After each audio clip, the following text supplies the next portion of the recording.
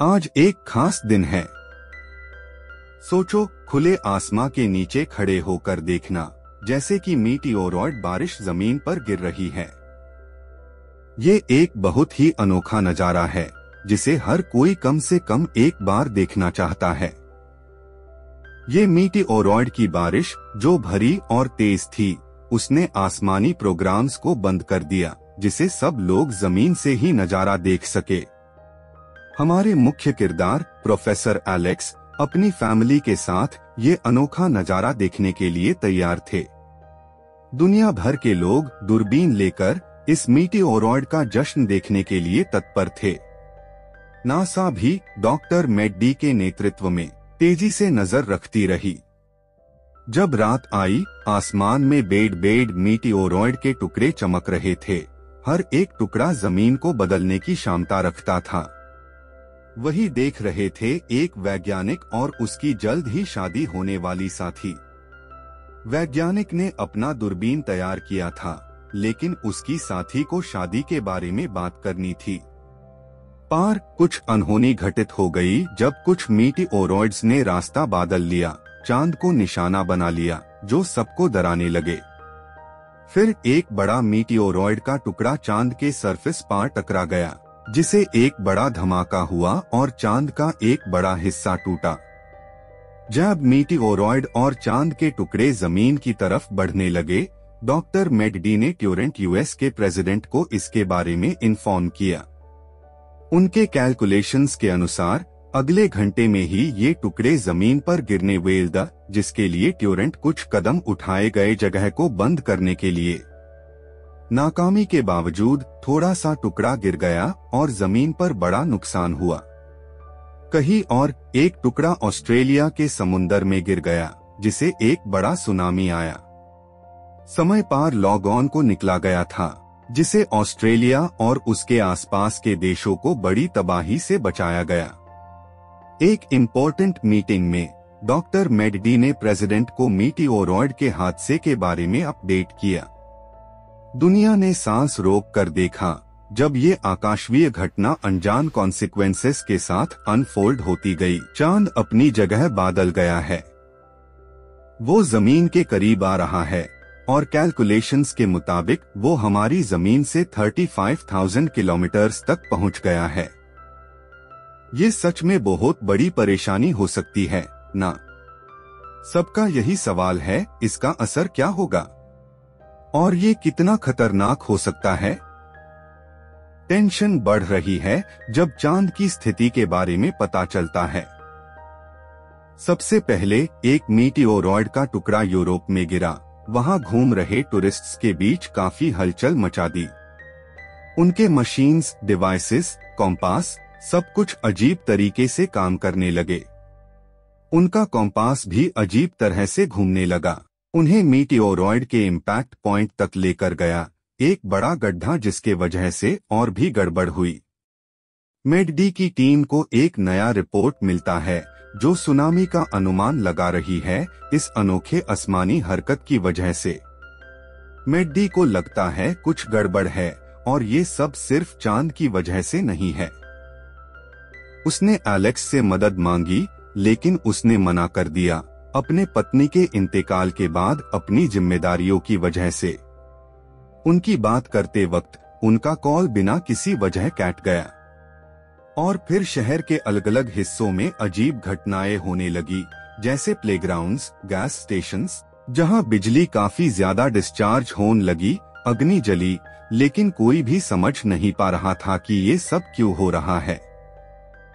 तब तक रोलंड, जिसका शादी का इंतजाम हो रहा है, यूरोप में ये सब घटनाएं देख रहा है और मैकडी को सब रिपोर्ट कर रहा है। उनकी होने वाली शादी से उसके दोस्त को थोड़ा डर लग रहा है, लेकिन वो उसे समझा रहा है और जल्दी ही शादी करने का वादा किया है। अगली सुबह रोलंड मीटियोरॉइड के जगह पर जाता है और देखता है कि गिरने वाला मीटियोरॉइड का टुकड़ा बहुत छोटा है और किसी भी तरह की मैग्नेटिक पावर नहीं है। इसलिए उससे समझ नहीं आ रहा कि कॉम्पास और दूसरे मशीन्स अजीब तरीके से क्यों काम कर रहे हैं। फिर ये भी सोच रहा है उसी समय एलेक्स और मैडी इस बारे में बात कर रहे हैं, जिसमें बाद में रोलंद भी शामिल होता है। रोलंद बताता है कि गिरने वाला मीटिओरॉइड का टुकड़ा 2 सितारों की मिलावट जैसा लग रहा है। अब पजल का हाल निकलने लगा है। मीटिओरॉइड की बारिश 2 सितारों की टक्कर से हुई थी, जो एक क्लस्टर को जमीन और चांद की तरफ भेज दिया। ये जमीन और चांद के बीच एक मैग्नेटिक पुल बनाया, जो दोनों को आपस में खींच रहा है। ये बड़ा संकट का संकेत है, जमीन और चांद के बीच का आपस में टक्कर। मैडी ने प्रेसिडेंट को अलर्ट किया और उन्हें टीम बनाने और इस आसमानी समस्या का सामना करने के लिए कहा।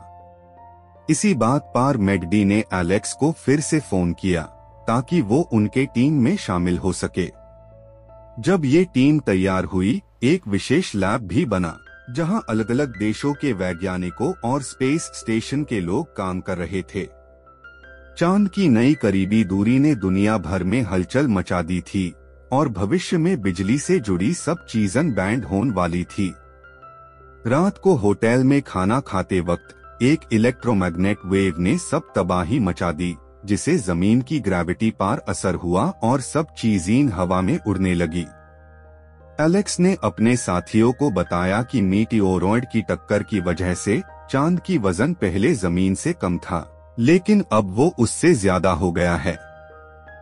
इस वजह से चांद का वजन बढ़ गया है और चांद की भरी हुई इस बात का असर जमीन पर छोटी मोटी चीजों पर पड़ रहा है।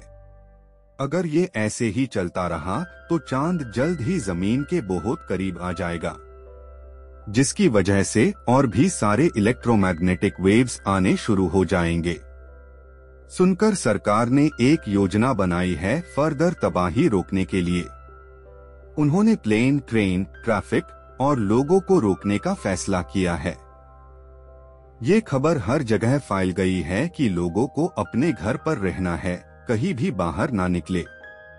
थोड़ी देर बाद एक और जोरदार इलेक्ट्रोमैग्नेटिक वेव आया, जिसकी वजह से लोग फिर से हवा में उड़ गए। इस बार सिस्टम्स भी बंद हो गए और कम्युनिकेशन का भी कोई रास्ता नहीं रहा। तबाही मैक गई। अब बचा क्या था? बस भगवान पर भरोसा करना था। इस बीच रोलंद अपने दोस्त को कॉल कर रहा था, पर उससे कनेक्ट नहीं हो पा रहा था। उसका दोस्त ट्रेन पार था जब वो उड़ गई और गिर गई। बहुत बड़ी नुकसान हुआ, बहुत लोग मर गए और कई घायल हुए। मैडी के कैलकुलेशंस के मुताबिक 449 दिन के अंदर चांद जमीन से टकरा जाएगा। ये बहुत टेंशन वाला सीन है। FIR, वो 20% देश भी पता चला जो एक्स्ट्रा लाइट के साथ ब्राइट है। बाकी जगह अंधेरा छा गया। मुसीबतें बढ़ रही है, इलेक्ट्रोमैग्नेटिक वेव्स आते जा रहे हैं और पहले से भी ज्यादा पावरफुल होते जा रहे हैं। एलेक्स के बच्चे उनके पास से काफी परेशान हैं। कोई कॉल्स नहीं आ रही थी, कोई अपडेट नहीं थी। वो अपने दादा को भी दबाव डाल रहे हैं कि पापा से मिलने चले। दादा इनिशियली मना कर रहे थे, लेकिन बाद में मान गए। लेकिन सफर में बड़ा हादसा हो गया। बड़ा इलेक्ट्रोमैग्नेटिक वेव आया, कार उड़ गई और बड़ी हादसा हो गई। ये तबाही समुंदर तक पहुंची। एक बड़ा जहाज भी वेव के वजह से पलट गया और बहुत नुकसान हुआ। अब सब टेंशन में है, इसलिए दुनिया भर में कर्फ्यू अनाउंस किया गया है। किसी भी प्रकार का ट्रांसपोर्ट बैंड है और लोगों को घर पर रहना है। इस हालात में मैडी ने एक सॉल्यूशन प्रपोज किया, चांद की ग्रेविटी को चेंज करना। लेकिन ये एक देश की बात नहीं है, ये पूरी दुनिया की योजना है। लेकिन आर्मी का कहना है कि चांद को रॉकेट की मदद से सूरज की तरफ भेजना चाहिए ताकि नुकसान कम हो। मैडी इस आइडिया से इत्तेफाक नहीं करती है। वो सोचती है ये और भी ज्यादा नुकसान कर सकता है। अब प्रेसिडेंट डुप्लांस के बीच फैंस गए हैं, विदेशी लीडर्स से सलाह ले रहे हैं, जबकि एलेक्स अपनी गायब हुई फैमिली के लिए परेशान है। दिन गुजर रहे हैं टेंशन बढ़ रही है, प्रोटेस्ट हो रहे हैं और ग्लोबल लीडर्स आर्मी का प्लान सपोर्ट कर रहे हैं, जो संकट की एक किरण ला रहा है। जब जमीन को बचाने का मिशन शुरू होता है तो उस दिन सब इंतजार में होते हैं। लेकिन ये मिशन पूरी तरह फेल हो जाता है और अब चांद जमीन की तरफ और भी तेजी से आ रहा है, सिर्फ 5 दिन में टकरा जाएगा। चांद टूट गया है और मेट्रॉयड का पोजीशन भी बदल गया है। अब फिर से दुनिया में डर का माहौल है। अब फोकस मैट डी की योजना पे आता है, चांद के कोर को मैग्नेटाइज करना। और अब एक टीम एस्ट्रोनॉट्स, जिसमें एलेक्स और रोलंद भी है, इस रिस्क वेल मिशन के लिए तैयार है।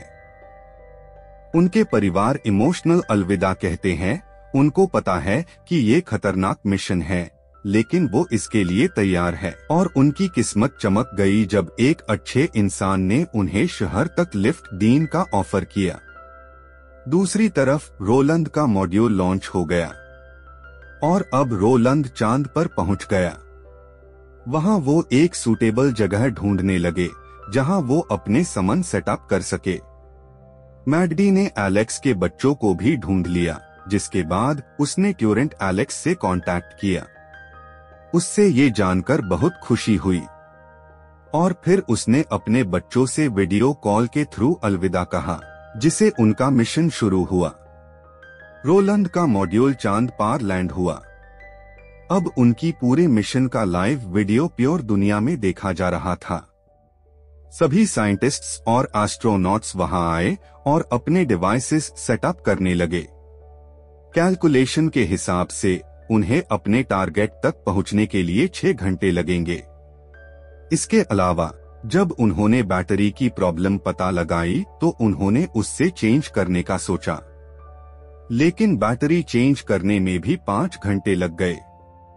जनरल ने उनसे कहा कि वो चांद की पूरी सरफेस का स्कैन करें ताकि वो जहां पार इम्पैक्ट हुआ है वहां से उनको कोऑर्डिनेट्स भेज सके, ताकि वहां से मदद भेजी जा सके।